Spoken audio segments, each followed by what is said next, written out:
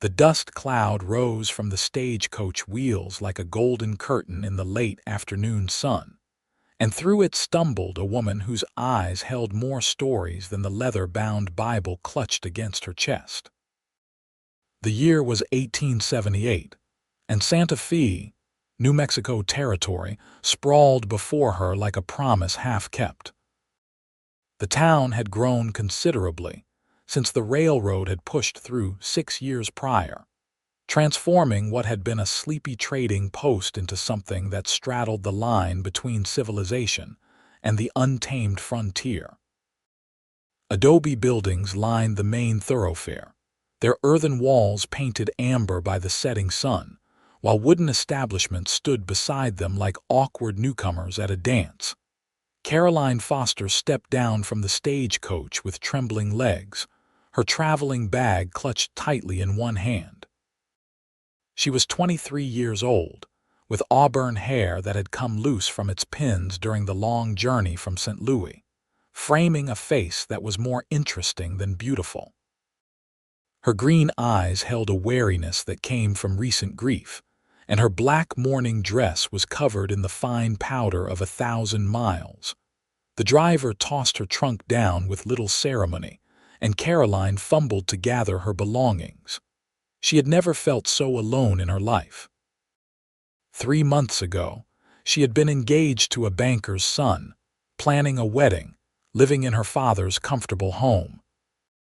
Then the consumption had taken her father with brutal swiftness, and she had discovered that comfort had been an illusion built on debts and promises that evaporated like morning dew. Her only remaining family was an aunt she barely remembered, who ran a boarding house here in Santa Fe. The letter inviting Caroline to come west had been formal, almost cold, but it was the only hand extended to her in a world that had suddenly become hostile. Caroline adjusted her grip on her bag, and that was when it happened. The worn leather handle, weakened by years of use and the strain of the journey, chose that moment to tear. The bag tumbled to the dusty street, spilling its contents across the ground. A hairbrush, a small sewing kit, 2 books, and various personal items scattered in the dirt. Among them, a photograph in a simple frame landed face up in the dust. "Oh no," Caroline breathed, dropping to her knees and frantically gathering her possessions. Tears threatened at the corners of her eyes. This was too much, just too much for one day, 1 week, 1 year. "Madam, let me help you." The voice was low and gentle, and Caroline looked up to see a man crouching beside her. He wore the practical clothes of a working cowboy, worn denim pants, a sun-faded blue shirt, leather vest, and a hat that had seen better days. But it was his face that caught her attention. He had strong, honest features, sun-bronzed skin, and eyes the color of coffee that held genuine concern. "Thank you," Caroline managed, her voice tight with the effort of maintaining composure. The cowboy gathered items carefully, treating each one with respect. He picked up the photograph last, and Caroline saw him freeze.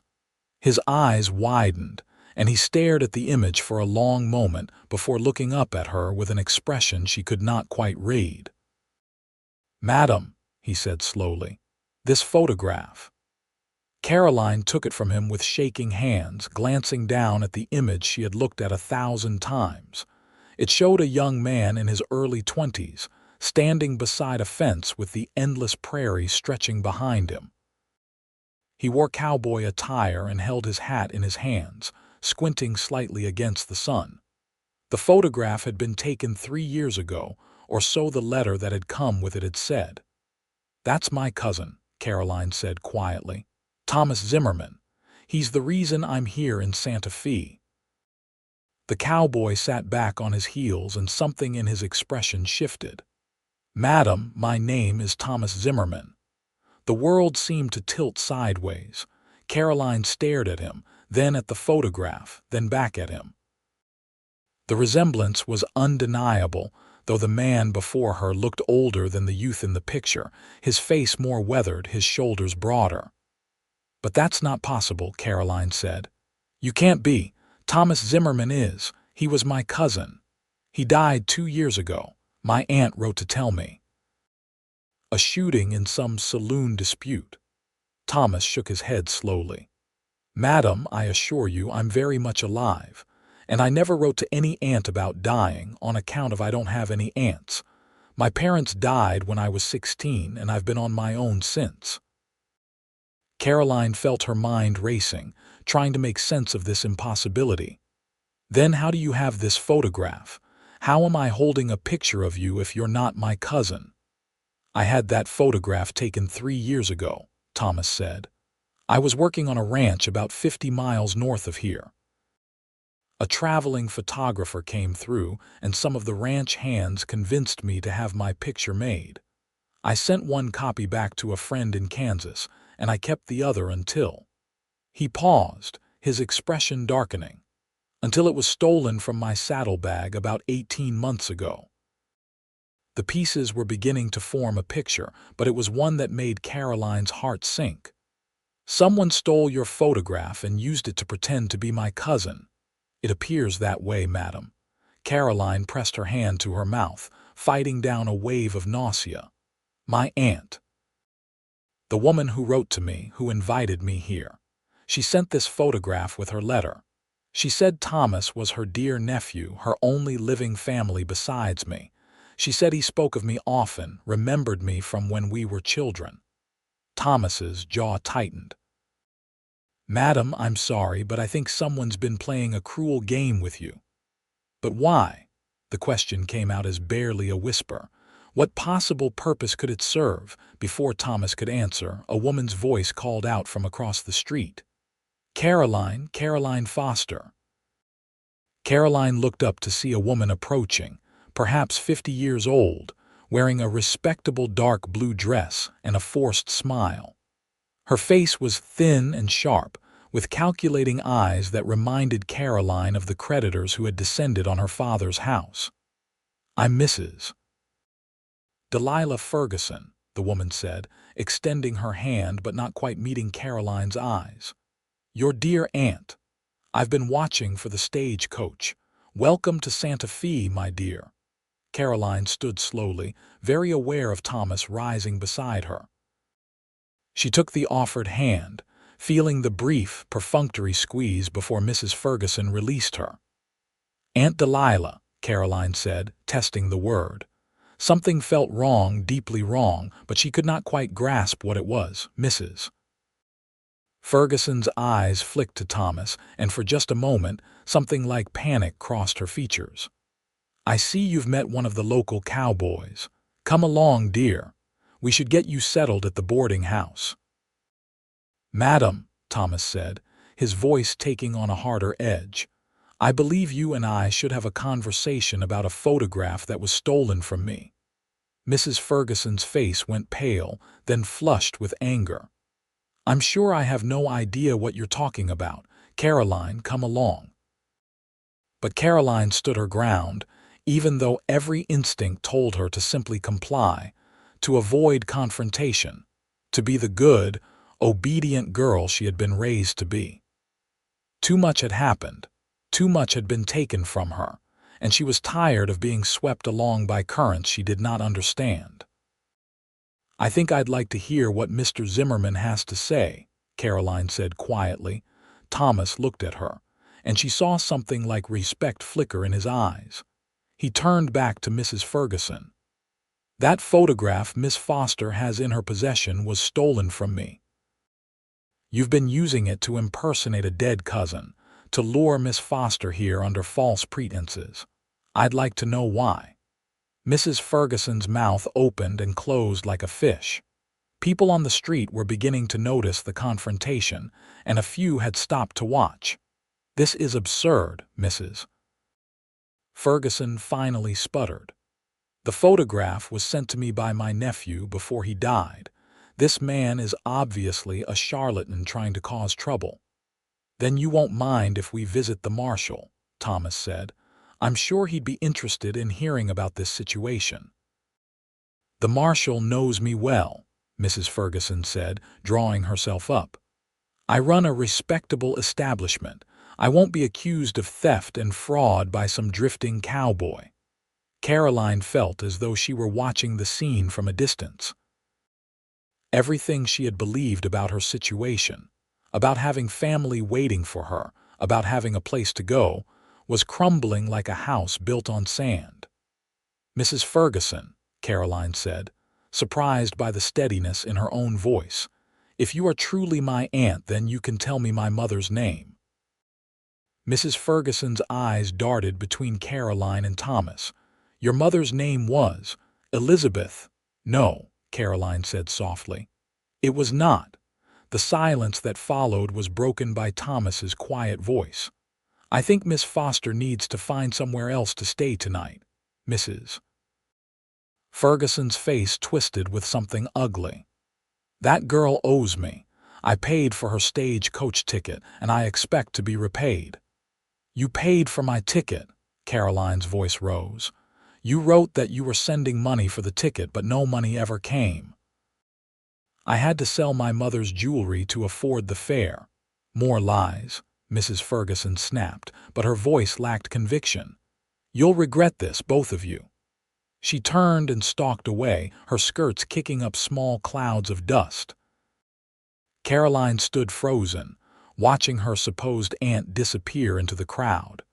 The full weight of her situation was settling on her shoulders like a physical thing.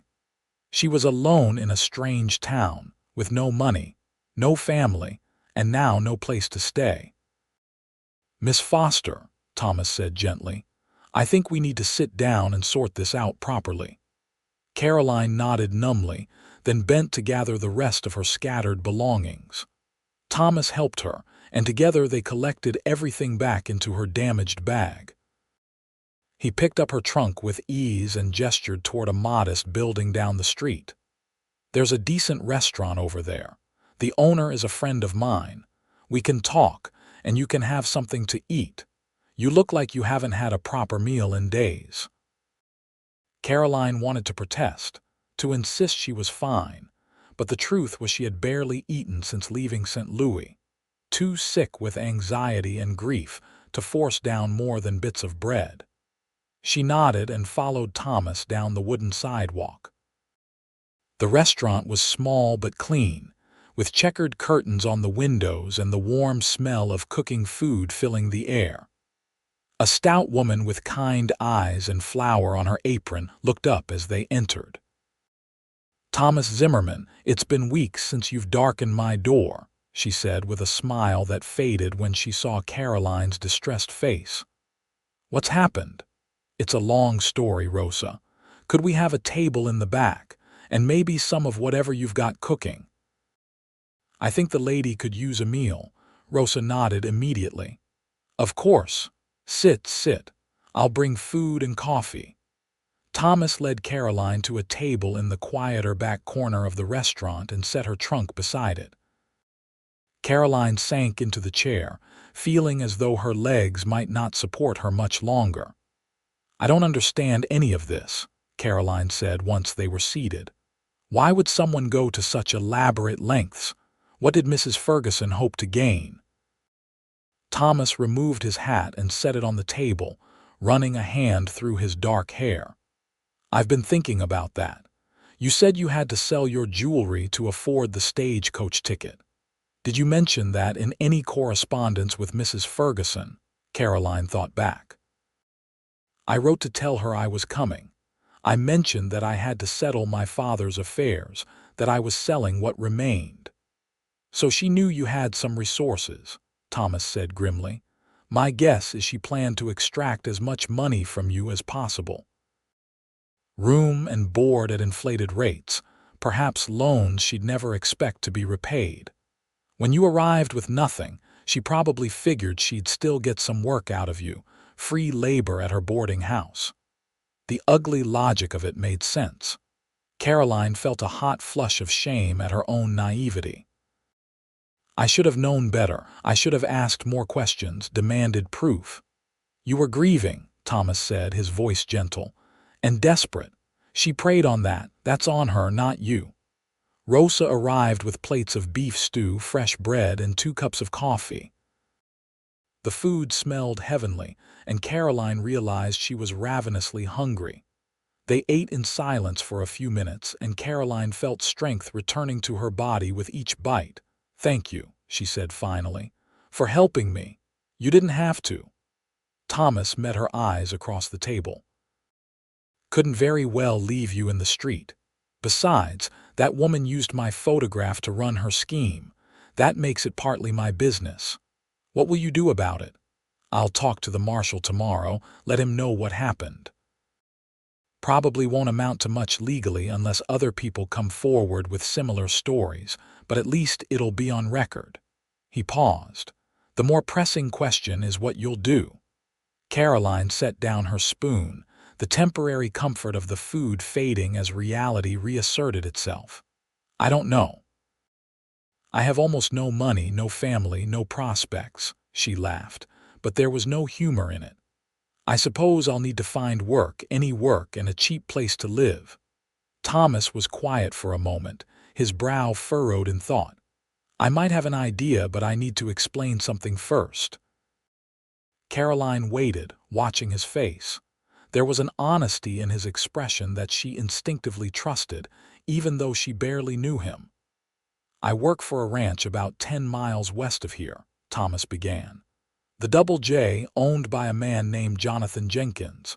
Good man, fair employer.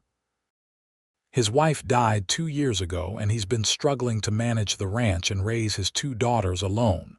The older one, Margaret, is 17. The younger, Anna, is 13. They need someone to help with the household, teach the girls, help with cooking and such. Jenkins has been trying to find the right person for months, but most women either don't want to live that far from town or can't handle the isolation." "You're suggesting I apply for the position," Caroline said slowly. "I'm suggesting I could put in a good word for you. Jenkins trusts my judgment. It would be honest work, room and board included, and a modest salary. It's not glamorous, but it would give you time to get your bearings, figure out your next step." Caroline considered this. Everything in her upbringing told her it was improper to accept such help from a stranger, especially a man. But her upbringing had also taught her to trust in the goodness of family, and look where that had gotten her. "Why are you doing this?" she asked. "You don't know me." Thomas was quiet for a moment. "My parents died in a fire when I was 16, left me with nothing but a horse and the clothes on my back. I could have ended up in a bad way, but people helped me. A ranch foreman who gave me a job when I had no experience. A cook who made sure I ate properly. A pastor who taught me to read better than the basic schooling I'd had. I learned that sometimes people help because it's the right thing to do, and maybe because they hope someone would do the same for them if positions were reversed." His words struck something deep in Caroline's chest. She had been so focused on her losses, on what had been taken from her, that she had forgotten there might still be kindness in the world. "I would be grateful for the introduction," Caroline said softly. "I can cook and clean and sew. I had 3 years of education at a girls' academy before my father's business troubles began. I can teach reading, writing, arithmetic, history, and geography. I play the piano, though I doubt that's useful on a ranch." Thomas smiled, and it transformed his face, softening the hard edges and lighting his eyes. "You'd be surprised. Jenkins has an old piano that belonged to his wife. No one's played it since she died. Margaret used to play a little, but she gave it up after her mother passed. Jenkins would probably love to hear music in the house again." They finished their meal while Thomas told her more about the Double J Ranch and the Jenkins family. Caroline found herself relaxing despite the chaos of the day. There was something steady about Thomas, something that made her feel anchored when everything else had been swept away. When they emerged from the restaurant, the sun had set, and the first stars were appearing in the darkening sky. Thomas picked up Caroline's trunk again. "We'll need to find you a place for tonight," he said. "The hotel is decent, but if you're low on funds—" "I have enough for a night or two," Caroline said, though her purse felt alarmingly light. The hotel was a two-story building with a painted sign and actual glass windows, marks of prosperity in the growing town. The clerk, a balding man with spectacles, looked up as they entered. "Evening, Zimmerman," he said, then looked at Caroline with open curiosity. "Evening, Henry. The lady needs a room for the night, something clean and safe. Got a room on the second floor, faces the street. $2. Caroline counted out the coins from her purse, watching her meager resources dwindle further. But the room, when Henry showed her to it, was indeed clean, with a real bed, a washstand, and a chair by the window. Thomas set her trunk down just inside the door. The hallway was narrow, and they stood close enough that Caroline could see the fine lines at the corners of his eyes, the shadow of stubble on his jaw. "I'll come by tomorrow morning around 8, Thomas said. "We can ride out to the Double J if you're still interested. I'll borrow a horse for you from the livery. Sam owes me a favor." "I haven't ridden in years," Caroline admitted. "I might fall off. Then I'll make sure to borrow a gentle horse." That smile again, warm and reassuring. "Try to get some sleep, Miss Foster. Things will look better in the morning." After he left, Caroline locked the door and sat on the edge of the bed, the photograph still clutched in her hand. She looked at the young man frozen in time, the face that had turned out to belong to her unexpected rescuer rather than her imaginary cousin. What were the odds that the one photograph stolen from Thomas Zimmerman would make its way into a scheme that brought them together? It seemed impossible, like something from one of the romantic novels she used to read. But this was not a novel. This was her life, suddenly upended and precarious. She had no guarantee that the job at the Double J Ranch would materialize, or that she would be any good at it if it did. She had no idea if she could survive in this harsh land so different from the genteel streets of St. Louis. Yet as she prepared for bed, washing the dust from her face and hands, unpinning her hair and brushing it out, Caroline felt something unexpected stirring in her chest. It was not quite hope, not yet, but it was related to hope. It was possibility. She lay in the unfamiliar bed, listening to the sounds of the town settling for the night. Somewhere a piano played in a saloon, tinny and out of tune. Horses moved in the street below. Voices rose and fell. Caroline thought about Thomas's honest face, his gentle hands gathering her scattered belongings, the way he had looked at her not with pity but with respect. She thought about the ranch 10 miles away, the girls who needed teaching, the widower trying to hold his family together. Perhaps this was not the future she had imagined. But perhaps, in its own way, it might be all right. Sleep came eventually, dreamless and deep. Morning light spilled through the window, and Caroline woke with a start, momentarily disoriented. Then memory returned. The dusty street, the scattered belongings, the photograph, and Thomas Zimmerman's unexpected kindness. She dressed carefully in her second-best dress, a practical gray cotton that was less funeral than the black she had worn yesterday. She repacked her bag, including the photograph which she wrapped carefully in a handkerchief. Whatever else it was, it now represented the strange twist of fate that had brought her to this moment. A knock came at the door precisely at 8. Thomas stood in the hallway, hat in hand, looking freshly washed and somehow both nervous and determined. "Morning, Miss Foster. Did you sleep?" "Better than I expected," Caroline admitted. "And please call me Caroline. After everything yesterday, formality seems rather pointless." "Then I'm Thomas," he smiled. "Or Tom, if you prefer. Most folks use them interchangeably." "Thomas suits you," Caroline said, then felt her cheeks warm at the familiarity of the observation. "I mean, it's a good name.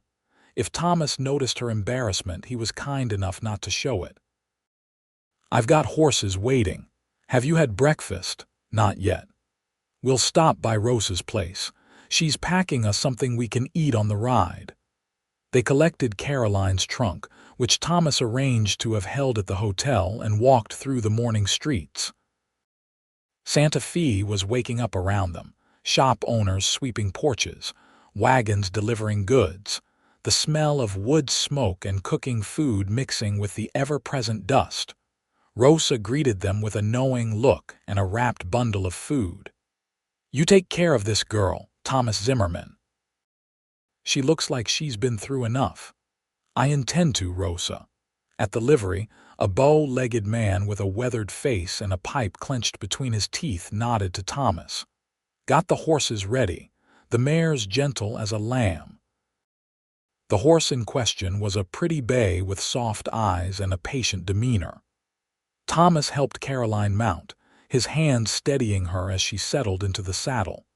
It had been at least 5 years since she had ridden, and she felt awkward and uncertain. "Just relax," Thomas said, his hand briefly touching her boot in the stirrup, adjusting the length. "Daisy knows her job. Trust her, and she'll take care of you." They rode west out of Santa Fe, following a well-worn trail that cut through the high desert landscape. The morning air was cool and clear, and Caroline found herself amazed by the vast openness of the country. In St. Louis, the world had been contained by buildings and streets. Here, the sky seemed to go on forever, a blue dome unmarred by clouds. Thomas rode beside her, occasionally pointing out landmarks, a distinctive rock formation, a creek bed that would run fast during spring snowmelt, a distant mountain peak. He was an easy companion, comfortable with both conversation and silence. They stopped by a cluster of cottonwood trees to eat the breakfast Rosa had packed, biscuits with ham, boiled eggs, and apples. A small stream ran nearby, providing fresh water. "Tell me about your life before," Thomas said as they ate, "if you're comfortable doing so." Caroline found that she was comfortable, more than she would have expected. Perhaps it was because Thomas was still essentially a stranger, someone with no preconceptions about who she should be. "It was a good life, at least I thought it was," she began. "My father owned a textile importing business. We had a nice house on a respectable street. My mother died when I was 12, and after that it was just father and me. He was kind but distant, wrapped up in his business. I attended Miss Hartwell's Academy for Young Ladies, learned all the appropriate accomplishments." "Including piano," Thomas said. "Including piano." Caroline smiled slightly. "I was engaged last year to a man named Charles. He was the son of my father's banker. It was a good match, everyone said." "Appropriate. But," Thomas prompted gently. "But I didn't love him," Caroline admitted. "I'm not sure he loved me either. It was an arrangement, really. Then father died and the truth came out. The business was failing, had been failing for years. Father had been borrowing money, hiding the problems. When he died, the creditors descended. Everything was sold to pay debts. Charles broke the engagement immediately. That must have hurt. The strange thing is, it didn't. Not the way losing father hurt or losing the home I grew up in. Charles breaking the engagement felt almost like a relief, which I suppose says everything about what kind of marriage it would have been." Thomas was quiet for a moment. "My parents' marriage was a love match. They met when Mother's wagon broke down on the trail west, and Father was part of a group that helped her family. They married 6 months later. I was born a year after that. They worked hard, built a small ranch from nothing. I remember them always touching, always finding excuses to be near each other. When there was a fire in the barn, they both ran in to save the horses. The barn collapsed while they were inside. I'm so sorry, Caroline said softly. It's been 7 years. Some days it feels like forever ago and some days like yesterday. Thomas looked out across the landscape. But I'm grateful I saw what real love looked like. It makes it harder to settle for less. They remounted and continued west. The land began to change, becoming less barren, with more vegetation and signs of water. They crossed a shallow creek, and then the ranch buildings came into view. The Double J was modest but well-maintained. The main house was built of adobe with a wooden porch, surrounded by corrals, a barn, a bunkhouse, and various outbuildings. Cattle grazed in distant pastures, and horses moved in a nearby corral. Chickens pecked in the yard, and a large dog came bounding toward them, barking. "That's Bear," Thomas said. "He's friendlier than he sounds." A man emerged from the barn, wiping his hands on a rag. He was in his mid-40s, Caroline guessed, with dark hair graying at the temples and a lined face that spoke of years in the sun and wind. His eyes were blue and tired but kind. "Thomas," he called. "Wasn't expecting you today. Jonathan, I've brought someone I'd like you to meet. This is Miss Caroline Foster." Jonathan Jenkins approached as they dismounted. His gaze took in Caroline's travel-worn dress and exhausted face with quick assessment. "Madam," he said, tipping his hat, "welcome to the Double J." "Mr. Jenkins," Caroline replied, suddenly nervous. "Everything depended on this meeting." "Why don't we head inside?" Jonathan said. "I'll have the girls make some coffee." The interior of the house was neat, but showed signs of being maintained by someone without a woman's touch. The furniture was heavy and practical, the curtains faded, the floor swept but not thoroughly cleaned. Yet there were touches of beauty. A shelf of books, a framed watercolor of mountains, and in the corner of the main room, a piano. Two girls appeared from what looked like the kitchen. The older one, Margaret, had her father's dark hair and blue eyes. She was on the cusp of womanhood, tall and slender, with wariness in her expression. The younger Anna was built more sturdily, with lighter brown hair in braids and curious hazel eyes. "Girls, this is Miss Caroline Foster. She's come from St. Louis.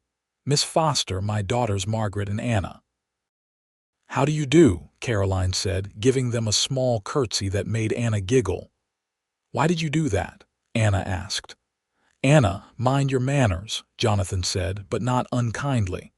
"It's all right," Caroline said. "Where I come from, it's polite to curtsy when you meet someone for the first time. But I suppose out here, things are different." "Everything's different out here," Margaret said, her tone neither friendly nor hostile, just matter of fact. They sat around the heavy wooden table while Margaret poured coffee with practiced ease. Thomas explained the situation, editing out the more disturbing details of Mrs. Ferguson's scheme, but making it clear that Caroline was seeking employment and that he had thought immediately of the Jenkins family. Jonathan listened carefully, his eyes moving between Thomas and Caroline. When Thomas finished, he was quiet for a long moment. "I'll be honest with you, Miss Foster," he finally said. "I don't know you, and I generally like to know someone before I bring them into my home, but Thomas has good judgment and I trust his word. If he says you're in need and capable, I'm inclined to believe him. I can provide references from St. Louis," Caroline offered. "Letters from my teachers, from the pastor of our church. That would be helpful, but it would take weeks for letters to go back and forth. The girls need someone now." He looked at his daughters. "What do you think? Would you be willing to have Miss Foster stay with us for a trial period, say 2 weeks? She'd help with the household and do some teaching. After that, we'd all decide if it's a good fit." Anna nodded eagerly. Margaret looked less certain but shrugged. "I suppose we could try." "Then it's settled," Jonathan said. "We can offer room and board plus $20 a month to start. If things work out, we can discuss increasing that. You'd have the small room off the kitchen. It's not much, but it's private and gets morning sun." $20 a month. It was not much, but it was more than Caroline had at the moment, and it came with security. That's very generous, Mr. Jenkins. I accept with gratitude. Call me Jonathan. If you're going to be living here, no point in formality. He stood. Margaret, show Miss Foster to her room. Thomas, walk with me a moment. Caroline followed Margaret through the house. The room off the kitchen was small, as promised, but clean. It had a bed, a chest of drawers, a small table with a basin for washing, and a single window with a view of the corrals and the mountains beyond. It was our housekeeper's room, Margaret said. She left last year to get married. Since then, it's just been Papa and Anna and me. It's lovely, Caroline said honestly. Compared to the uncertainty of yesterday, this small room felt like a sanctuary. Margaret lingered in the doorway, studying Caroline with an intensity that was almost uncomfortable. Are you going to try to replace our mother? The bluntness of the question took Caroline by surprise. No, she said carefully. No one could replace your mother. I'm just here to help if I can. Good. Margaret's shoulders relaxed slightly. Because Anna and we don't need a new mother. We just need someone who can cook better than Papa and teach us the things Mama was going to teach us before she died. I can do that, Caroline said. Or at least, I can try. Margaret nodded and left. Caroline stood in her new room, feeling the strangeness of how quickly her life had changed. 2 days ago, she had been on a stagecoach, heading toward what she thought was family. Now she was on a ranch in the New Mexico territory, preparing to become a governess and housekeeper for a widower and his daughters.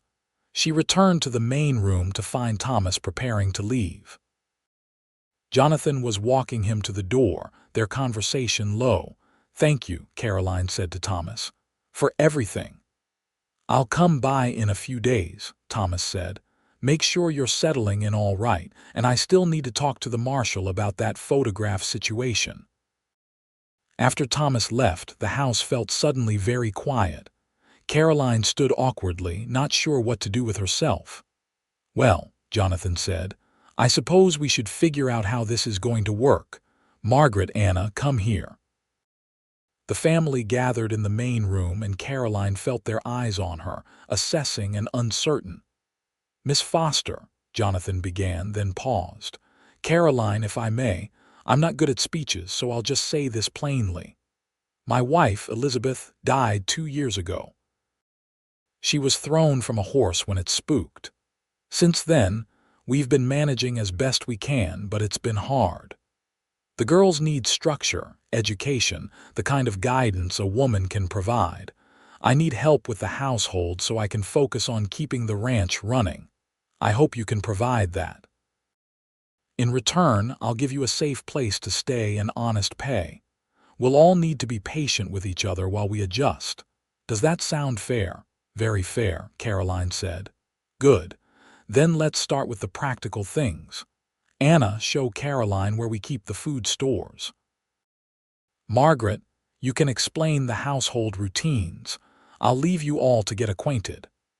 The rest of the day passed in a blur of information.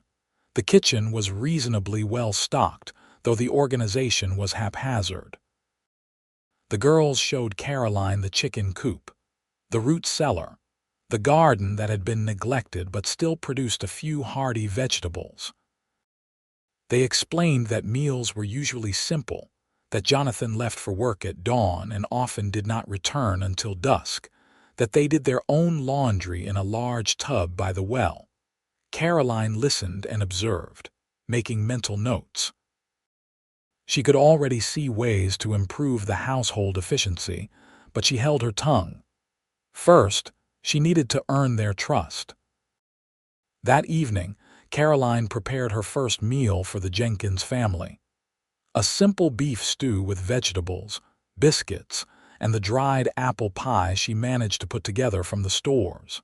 It was not fancy, but it was substantial and well cooked. Jonathan ate with evident appreciation.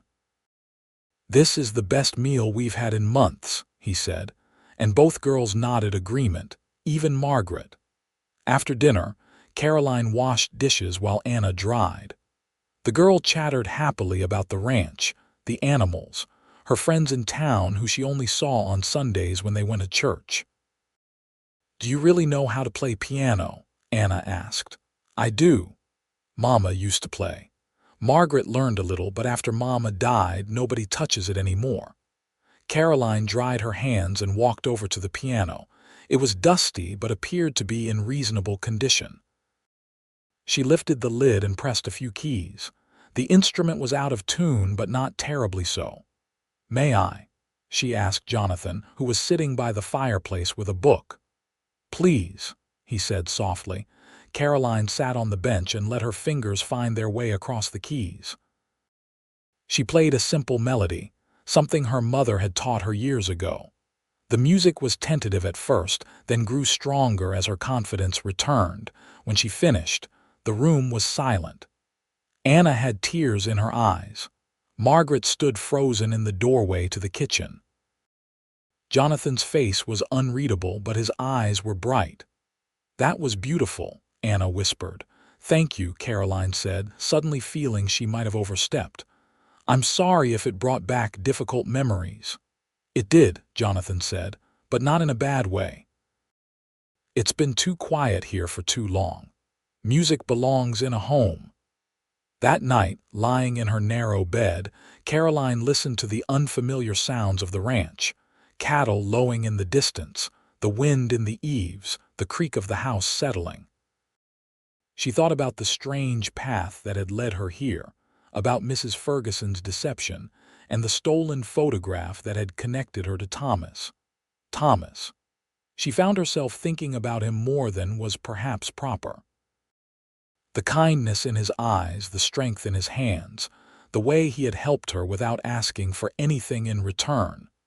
But she was here to work, to rebuild her life, not to moon over a cowboy she barely knew.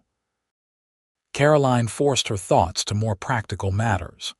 The girl's education, the household improvements she wanted to make, the careful balance she would need to maintain to be helpful without overstepping. Sleep came slowly, but when it did, her dreams were peaceful. The days fell into a rhythm. Caroline woke before dawn to start breakfast, preparing substantial meals for Jonathan before he left for the day's work. After breakfast, she worked with the girls on their lessons. Margaret was bright, but had fallen behind in mathematics and writing. Anna was eager to learn but easily distracted. Caroline adapted her teaching style to each girl, patient but firm. In the afternoons, they worked together on household tasks, cleaning, mending, baking, tending the garden. Caroline found satisfaction in bringing order to the house, in polishing the dusty furniture and washing the faded curtains. She organized the kitchen, planned meals more efficiently, and began teaching the girls more sophisticated cooking. Evenings were spent reading together, or sometimes Caroline played the piano while the girls sang. Jonathan often sat nearby, ostensibly reading or working on accounts, but Caroline noticed he seemed more relaxed during these times, the lines of worry in his face softening. On the fourth day, Thomas rode up to the house in the late afternoon. Caroline's heart gave an unexpected leap when she saw him through the kitchen window.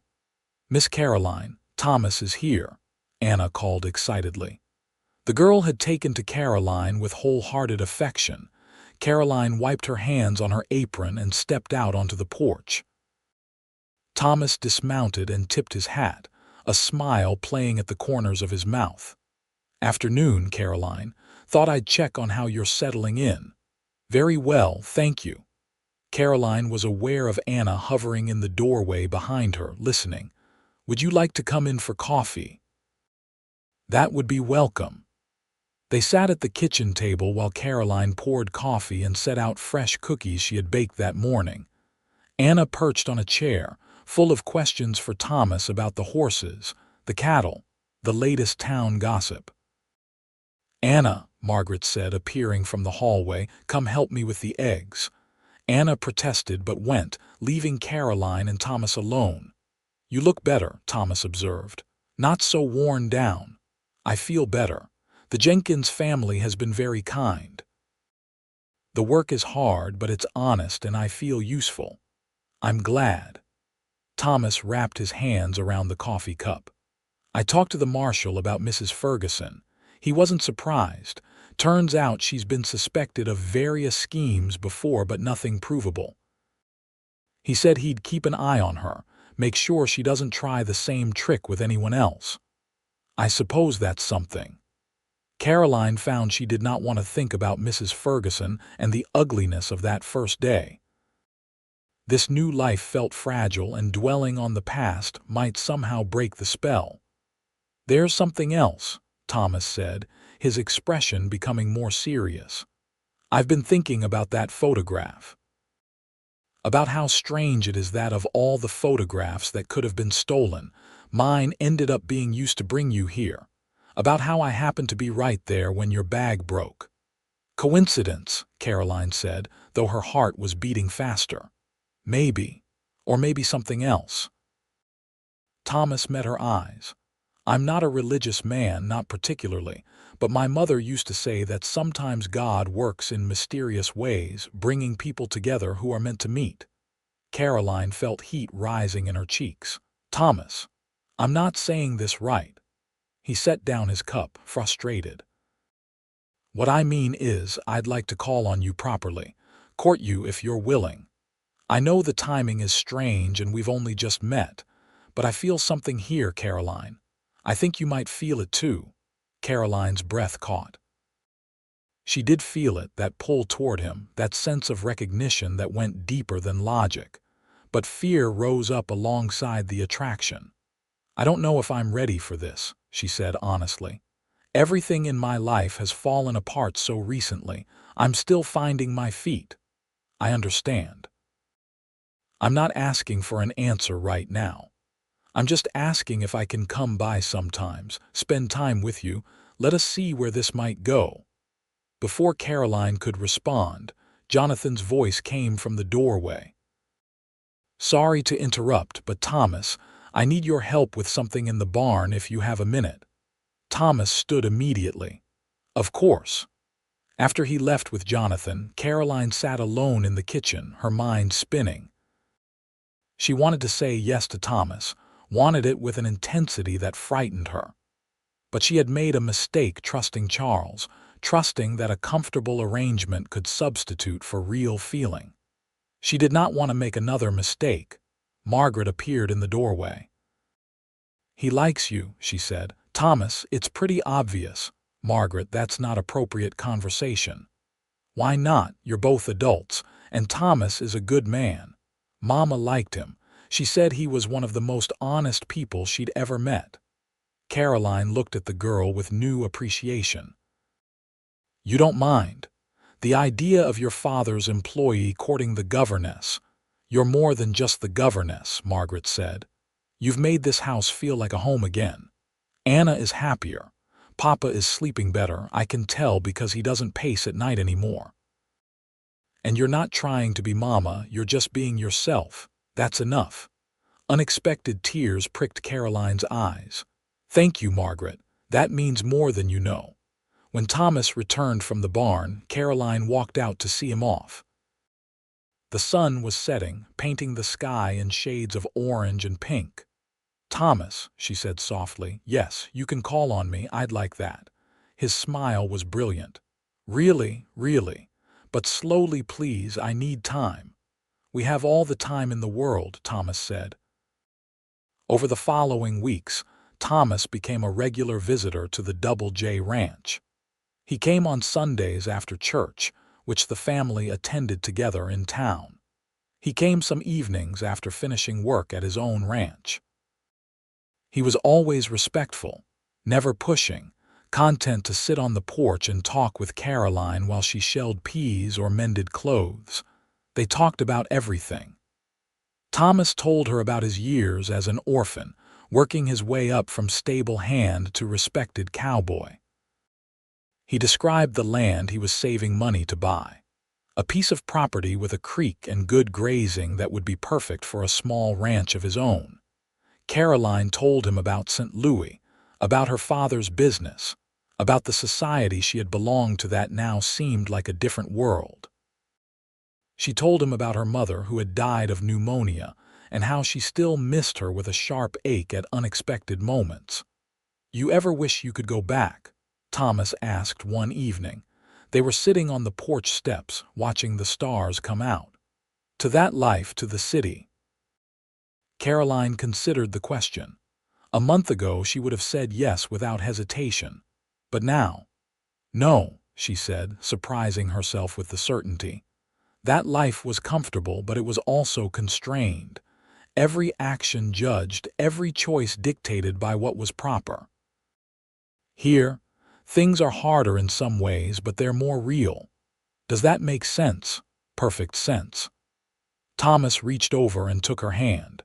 It was the first time they had touched since that first day in the dusty street, and Caroline felt electricity run through her at the contact. His hand was warm and calloused from work, strong and sure. "Caroline," he said softly, "I need to tell you something.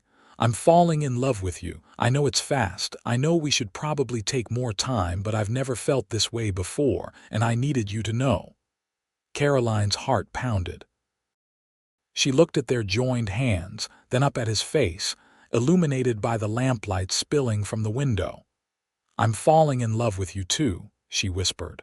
Thomas lifted her hand to his lips and kissed her knuckles gently.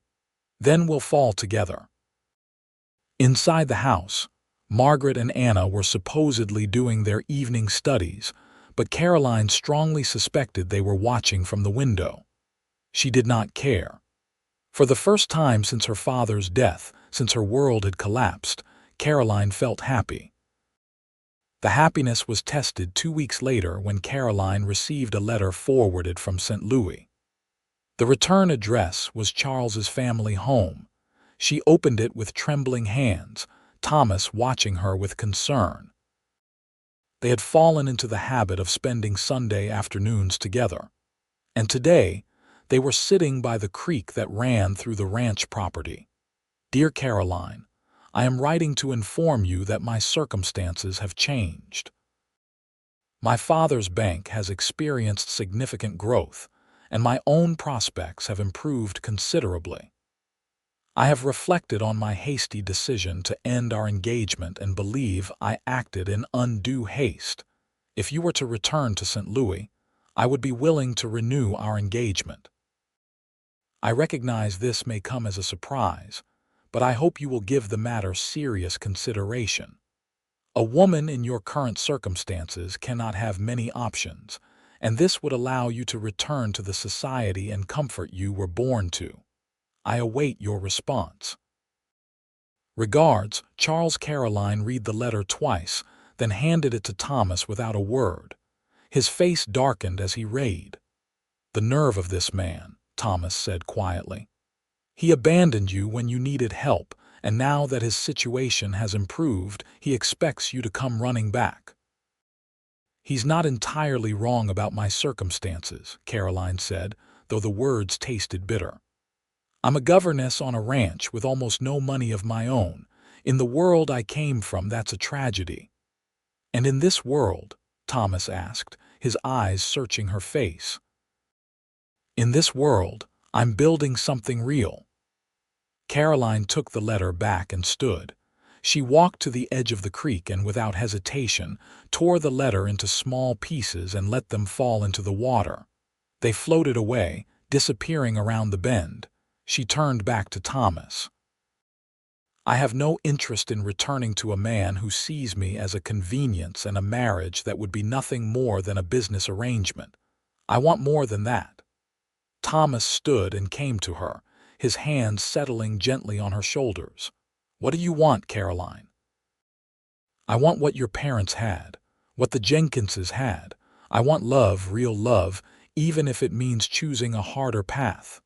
"It won't be easy," Thomas said seriously. "I'm working to buy my own land, but it will take time. I can't offer you luxury or society." "I don't want luxury or society. I want you." Thomas pulled her close, and Caroline rested her head against his chest, hearing his heart beat strong and steady. They stood like that for a long moment, the creek babbling past, the cottonwood leaves rustling overhead. "Then you have me," Thomas said, "for as long as you want me." Caroline looked up at him, and Thomas lowered his head to kiss her. It was gentle and sweet and felt like coming home. When they pulled apart, both were smiling. "I should probably ask Jonathan's permission to officially court you," Thomas said. "Do things properly. He already knows." "I think everyone within a 50-mile radius knows. Anna has been planning our wedding for weeks." Thomas laughed. "Has she now? And what have you told her?" "That she's getting ahead of herself. But also that I wouldn't mind if she turned out to be right." They walked back to the house hand in hand, and Caroline felt lighter than she had in months. The path ahead was uncertain, but she was no longer walking it alone. The summer passed in a blur of work and happiness. Caroline's position at the Double J became permanent, with Jonathan raising her salary to $30 a month and treating her less like an employee and more like family. The girls thrived under her teaching, and the household ran smoothly. But it was the time with Thomas that Caroline treasured most. He taught her to ride better, taking her on long explorations of the surrounding country. She met his friends from the ranch where he worked, good men who treated her with respect and teased Thomas mercilessly about being love-struck. In August, Thomas's plans to buy land came to fruition. He had been saving for years, and combined with a loan from Jonathan, who believed in his foreman's abilities, Thomas purchased 200 acres with water rights and good grazing. It was not large as ranches went, but it was his. Caroline rode out with him to see it, along with the Jenkins family. The property was beautiful, with rolling hills, a year-round creek, and views that stretched for miles. The house was small and needed work, but it was solidly built. "What will you call it?" Anna asked excitedly. Thomas looked at Caroline. "I was thinking the Lazy Z, simple and honest." "It's perfect," Caroline said. That evening, after they returned to the Double J, Thomas asked to speak with Caroline privately. They walked out to the corrals where the horses dozed in the last light of day.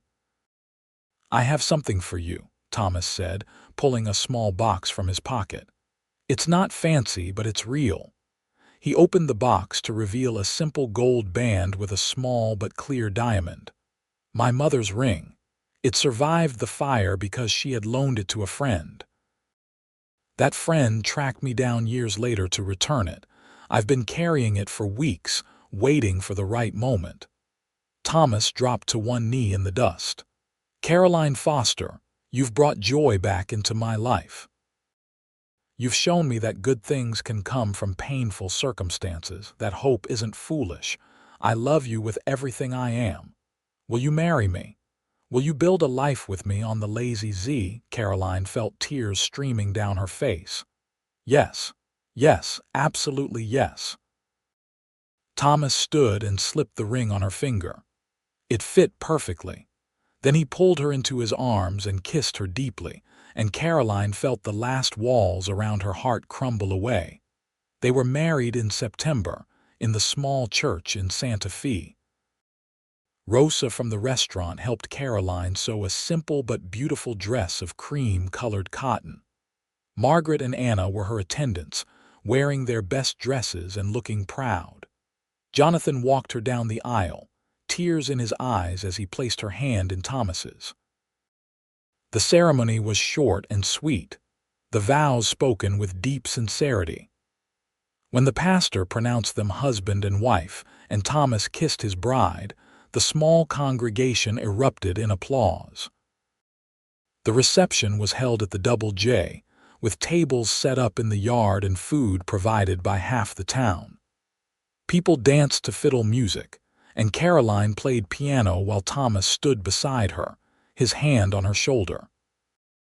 As evening fell and guests began to depart, Caroline found herself standing with Thomas at the edge of the light, looking out at the darkening land.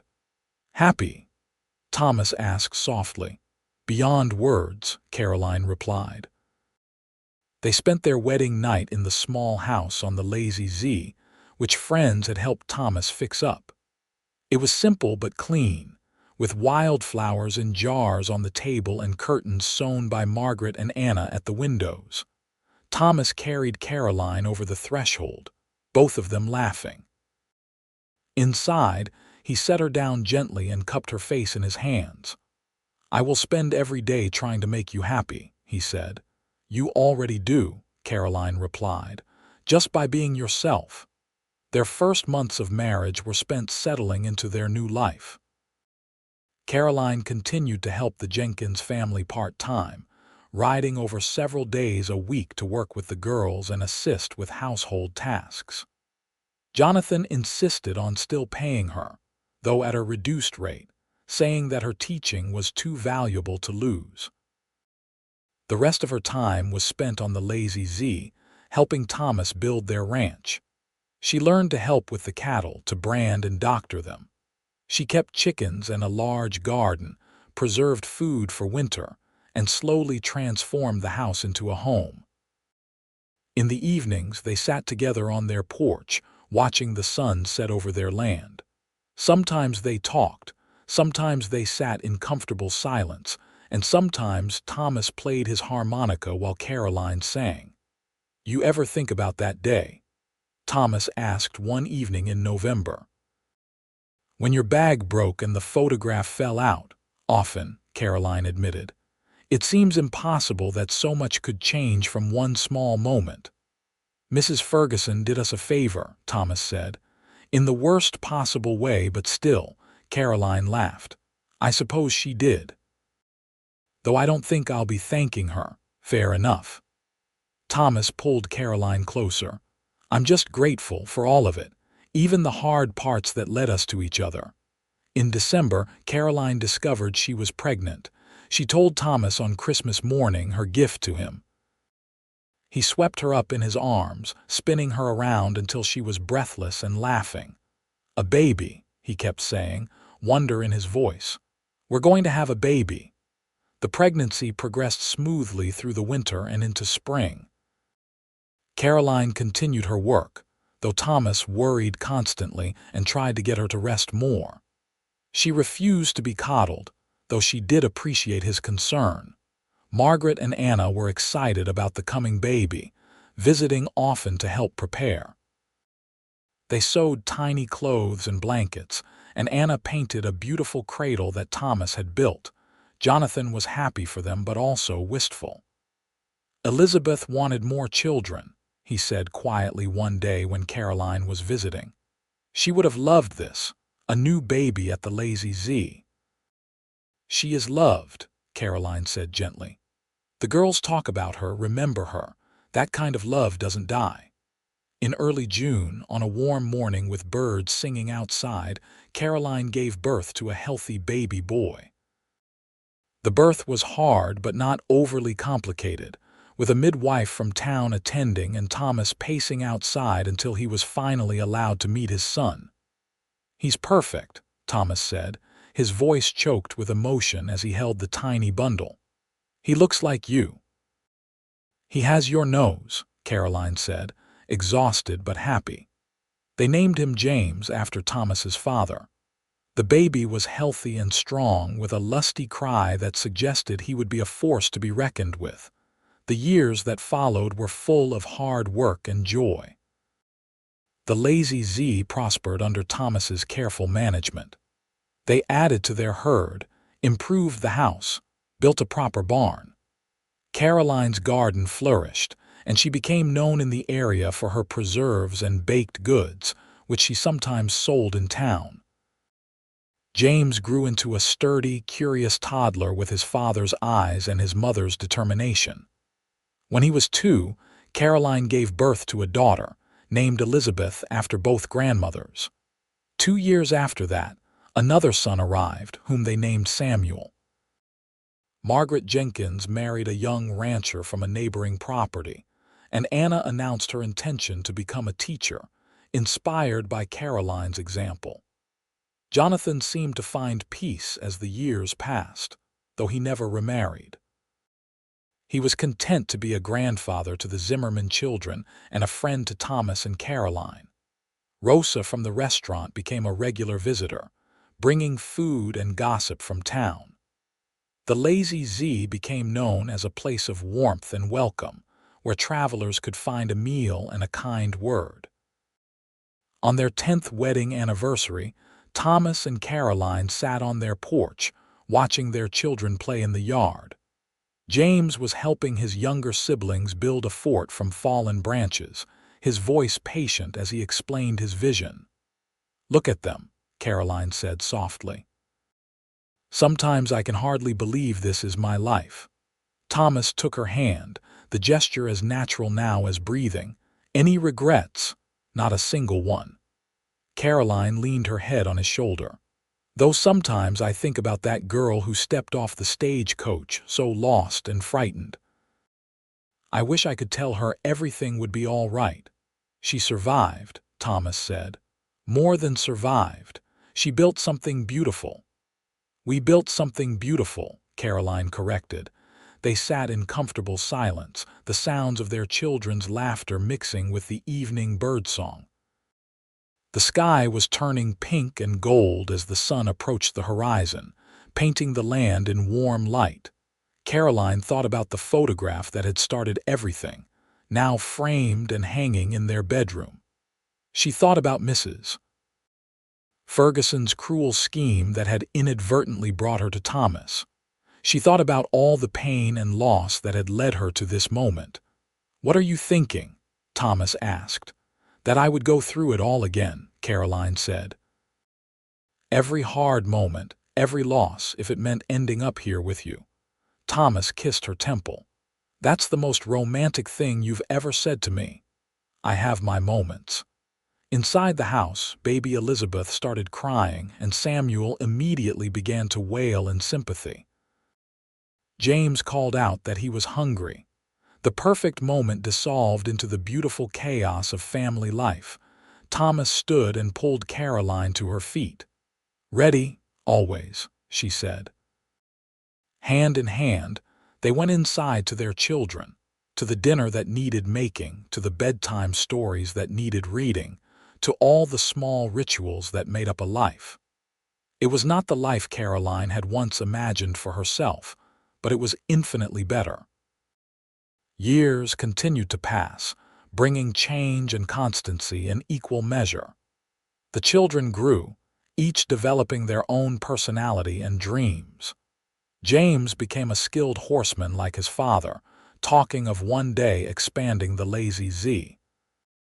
Elizabeth was bookish and thoughtful, spending hours reading everything she could find. Samuel was the adventurous one, always exploring, always questioning.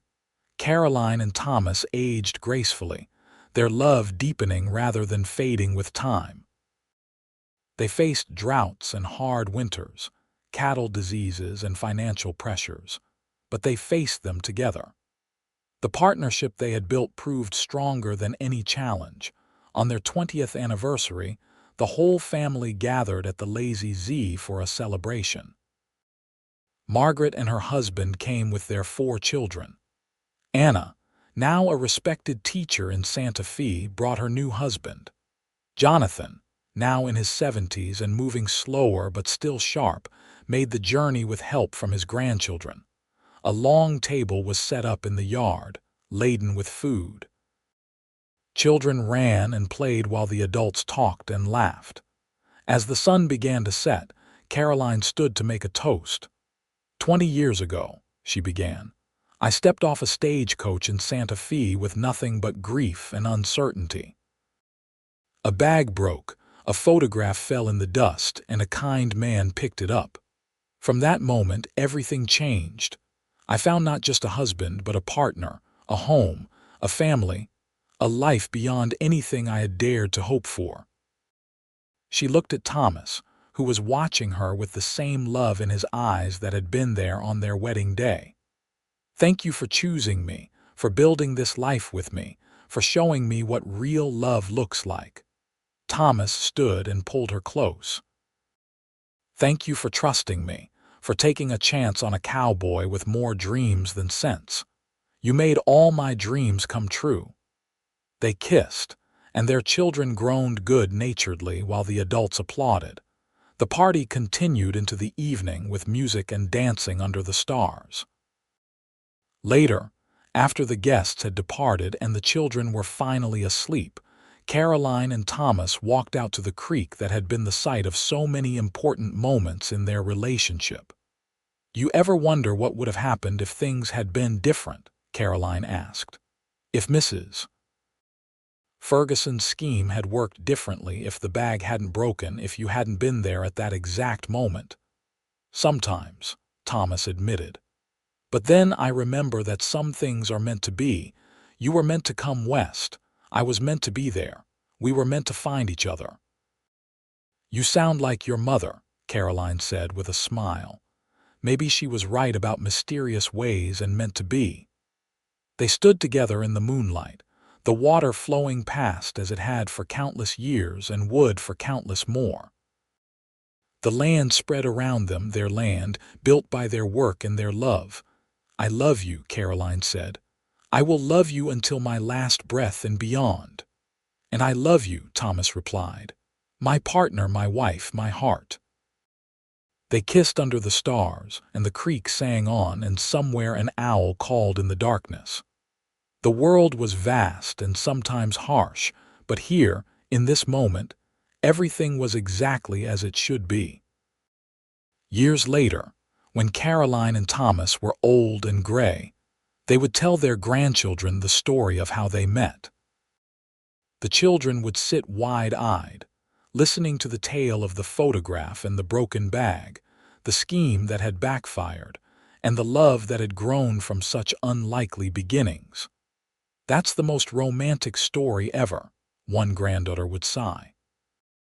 "It's a true story," Caroline would correct gently, "which makes it even better." Thomas would nod, his hand finding Caroline's as it always did. "The best things in life often come from the hardest moments. Remember that."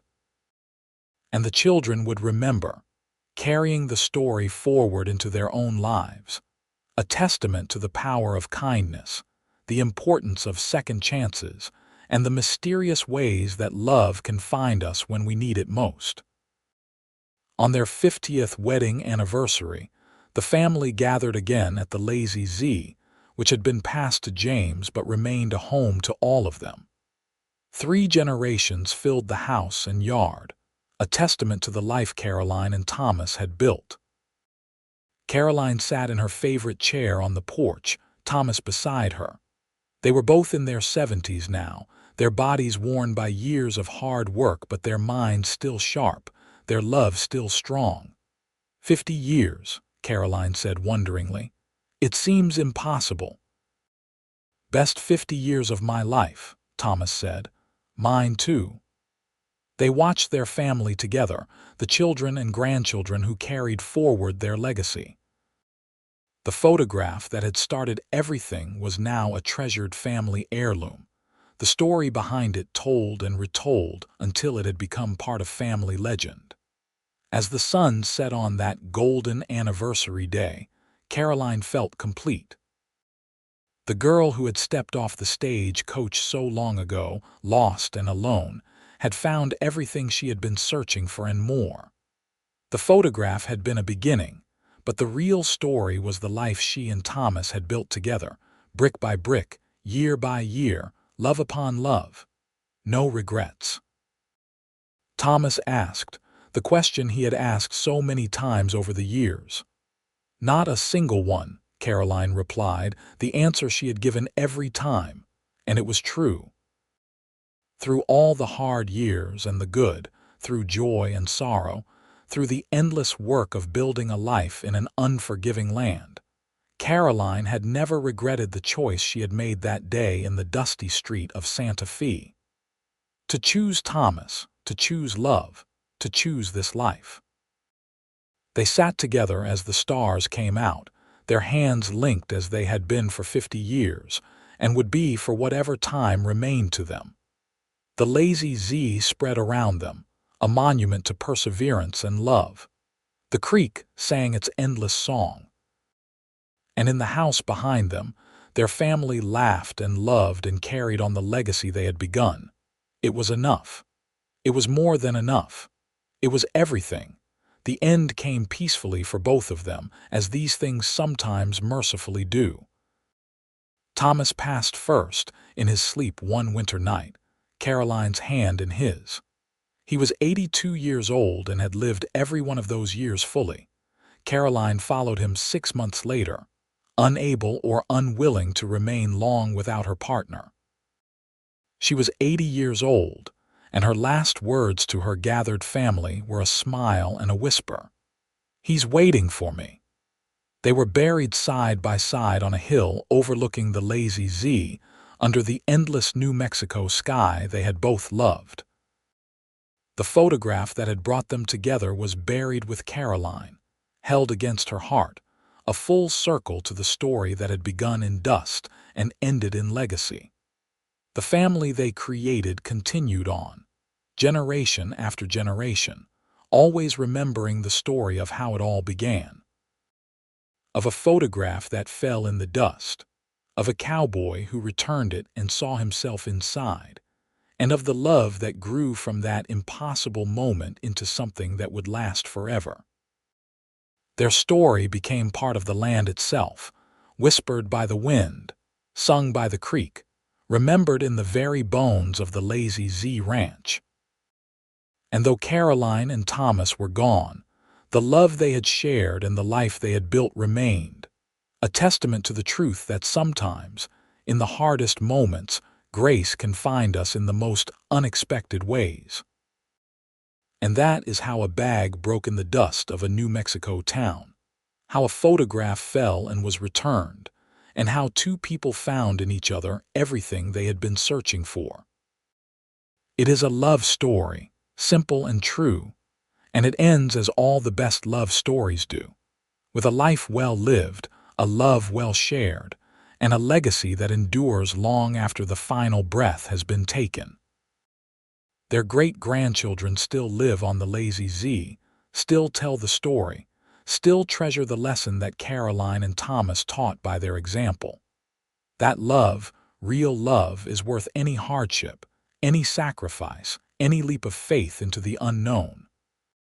And sometimes, on quiet evenings when the sun sets just right, the family swears they can feel their presence still.